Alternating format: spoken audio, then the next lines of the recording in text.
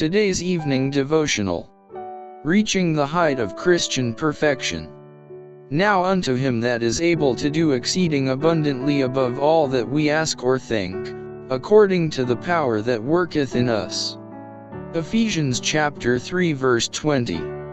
If you make God your strength, you may, under the most discouraging circumstances, attain a height and breadth of Christian perfection which you hardly think it possible to reach.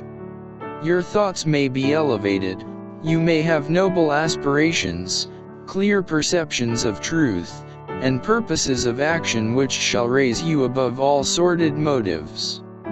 Both thought and action will be necessary if you would attain to perfection of character.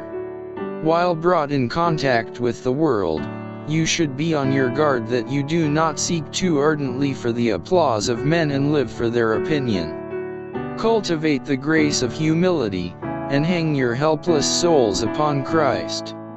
In the midst of confusion and temptation in the worldly crowd you may, with perfect sweetness, keep the independence of the soul.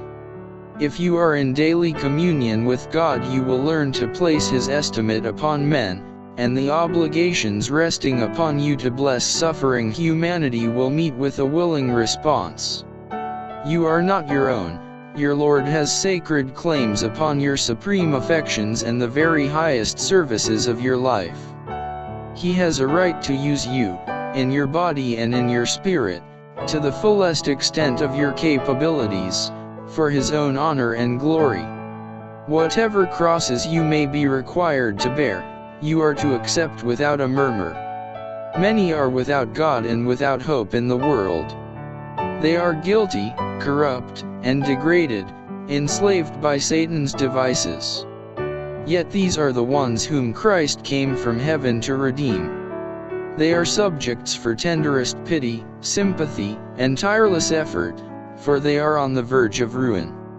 They suffer from ungratified desires, disordered passions, and the condemnation of their own consciences. They are miserable in every sense of the word, for they are losing their hold on this life and have no prospect for the life to come. You have an important field of labor, and you should be active and vigilant, rendering cheerful and unqualified obedience to the Master's calls.